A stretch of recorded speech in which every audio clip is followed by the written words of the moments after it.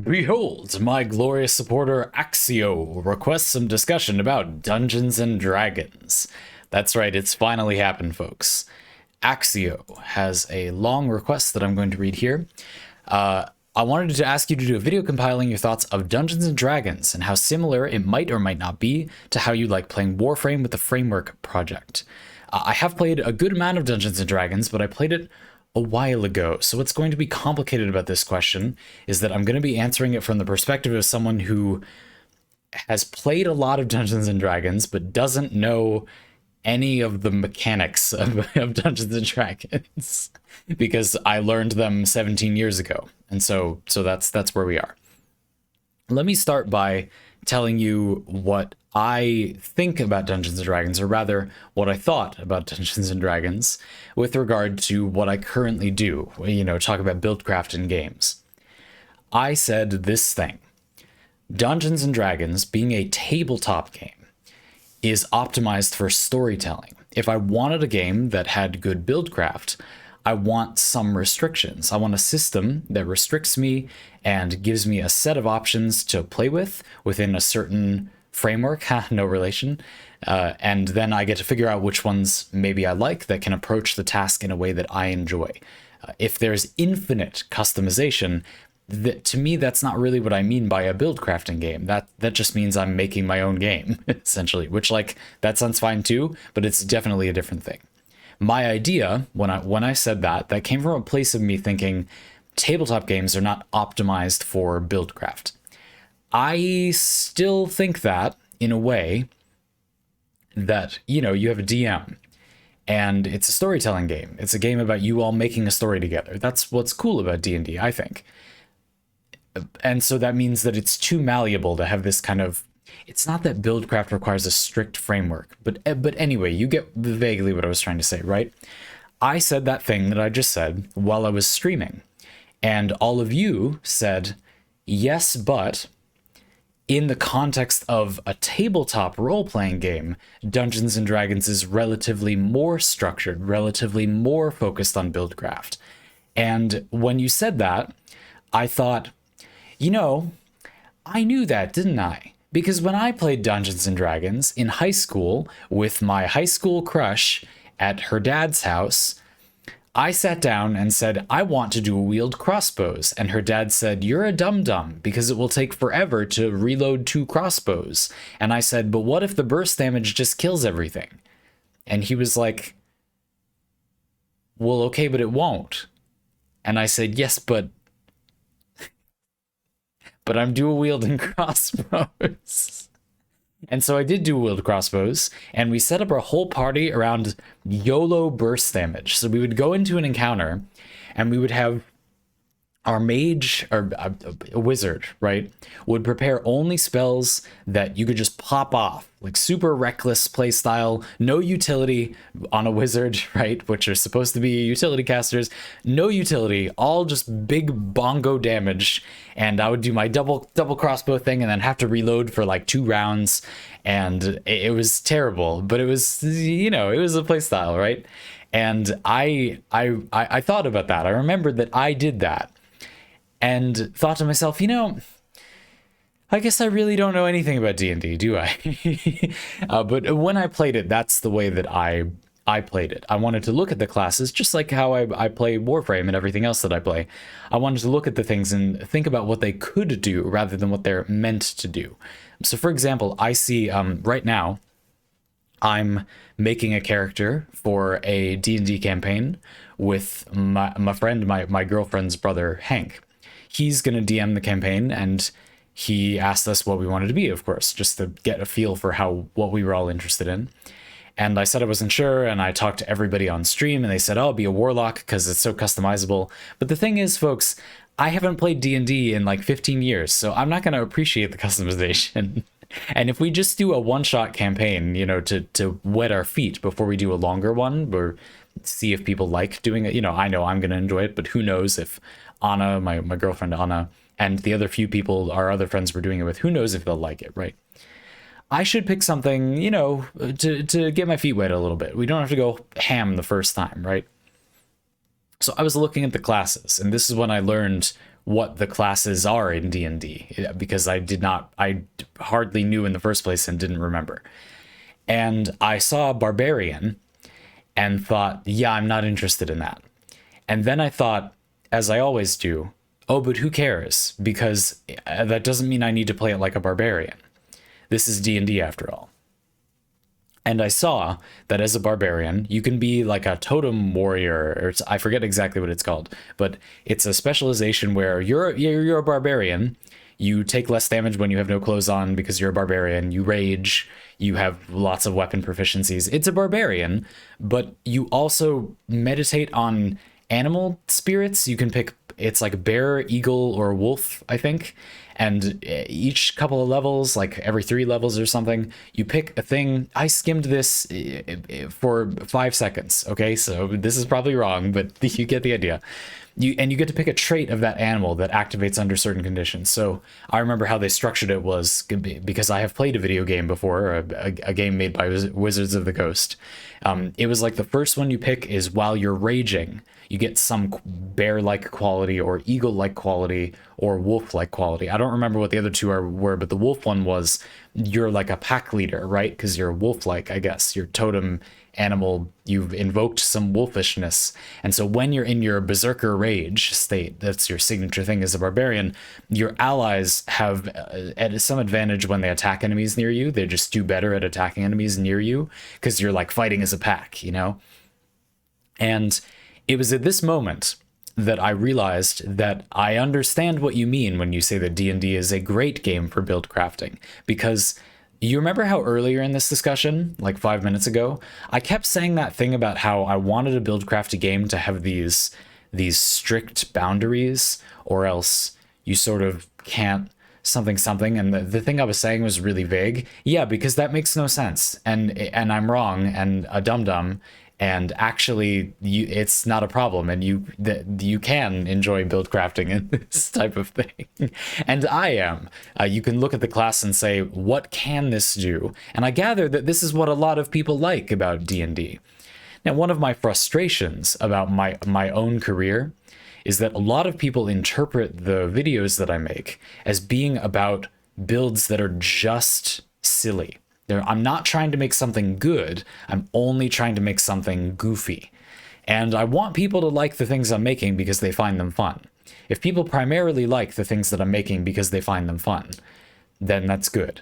But it does frustrate me when it feels, to me, the way I react that way is because it feels like people are looking past the fact that I put a lot of energy into making the build good at, like, for what it's worth at whatever it can be good at, right?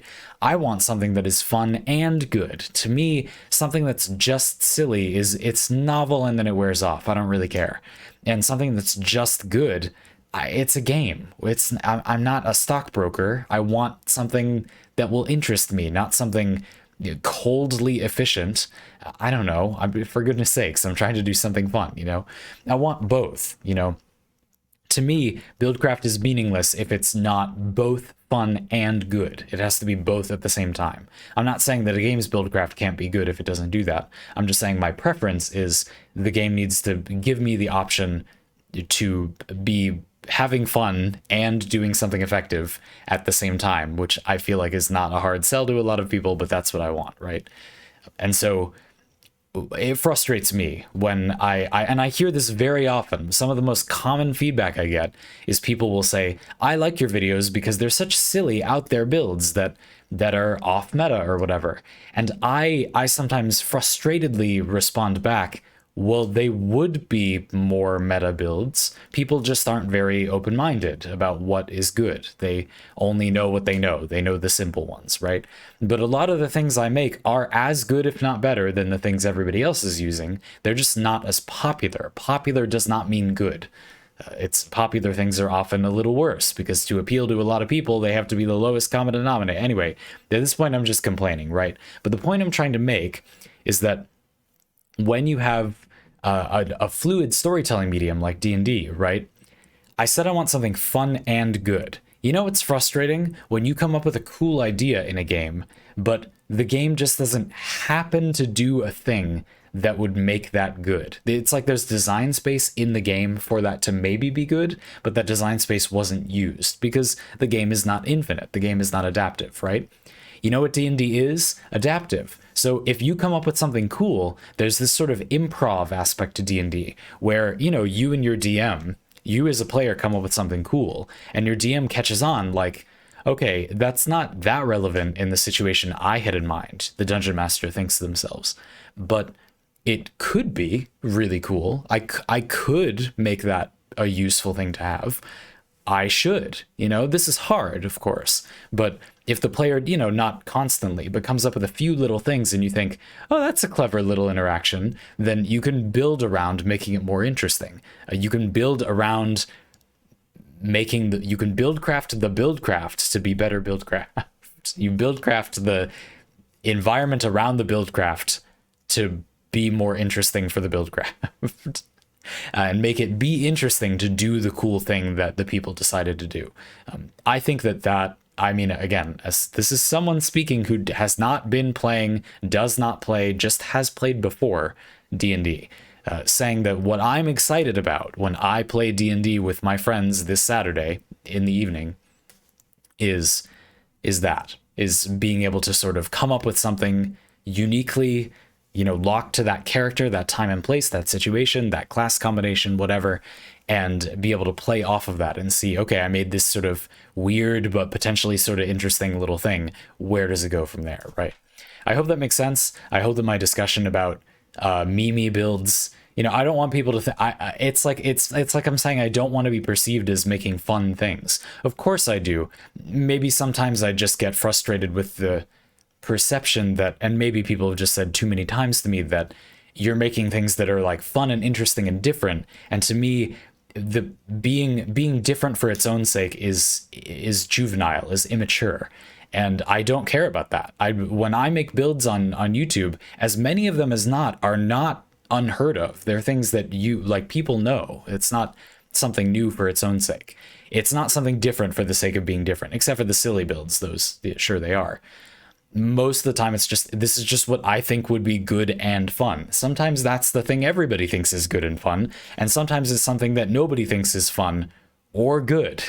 That sometimes you all disagree that the thing I think is good and fun is fun, or even that you think it's good, right? And that's totally fine.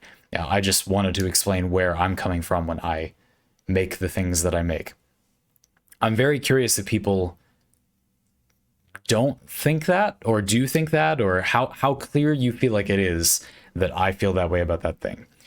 Overall, I think, you know, the core of what you asked included this bit that I didn't touch on too much, which was about the degree to which Dungeons and Dragons feels like it can echo the way that I play Warframe, sort of with the Framework project. And my answer at the moment is that I don't know, but I don't think it does. You know, Warframe Framework, the way I'm structuring it focuses a lot on there being many different classes, I guess. Warframes are kind of like classes. And so you go through all of them and you can sort of do each one in brief. You know, if you did something like that for D&D, the structure is a little more arbitrary. It would probably just be, here's a series of builds for, you know, we'll do wizard first, and then there'll be a lot of them, right? Because there are a lot less classes. So all the possibilities I can think of that I want to share with you probably won't fit as well into, you know, just one or two. You know, I'm going to want to make a few builds for each one, but different classes in D&D are also just more different from each other. They some of them have more variety. At least that's how it looked to me. And so it would be kind of uneven. The other thing too is that D&D is the kind of game where it's all about you making your own thing, you know? And I love that. I mean, one of the things that frustrates me in Warframe is that I feel like people don't customize their builds enough. And it's hard to recommend because a lot of the time to get the build off the ground, you need a certain prerequisite of stuff to make it go. And so it's not that there isn't a lot to customize. It's just, in my mind, when I make the thing, I think you really shouldn't tell somebody that they can choose whether they want range or strength here. You should really get range, you know. Or there's a certain stat that I've played the build enough to know, but you really ought to take this. But I don't know. I could certainly get better at that. You know, an example of a game that does the framework thing really well, in which I'm looking forward to doing something like Framework 4, is Genshin Impact, where there are a relatively large number of different characters, and you could just sort of do a few you know, here's a few ways you could enjoy each one. Do kind of a tutorial, and then here's how I'm using this one, and then here's a janky way you can use this character. I'm planning to do that exact same thing for Genshin Impact, but I don't think it fits Dungeons and Dragons as well. I think Dungeons and Dragons is much more of an example that we can use to talk about other games. It's much more of an build crafting thing that we can use as an example for other stuff. Much the same as I think Path of Exile is going to be for me once I eventually get around to playing that. I'm going to play it, and I'm not going to want to talk about a bunch of different builds because it takes an unreasonable amount of time to make a bunch of different builds from what I've heard. I'm not going to enjoy grinding through that. I'm not going to grind through that if that's what you have to do. But it's going to be a useful example as a reference point to look at the things that personally I do want to talk about and discuss them from there. I think that's my answer. That being said, I am very curious to see how it goes when I play again. Also, you know, D&D has changed, of course. If we're playing a 5th edition, it's different than it was. So I'm curious. Anyway, a great question. I hope that the way I answered it was an interesting story, some Zandy lore as well. We went back in time to when I didn't know what the hell I was talking about.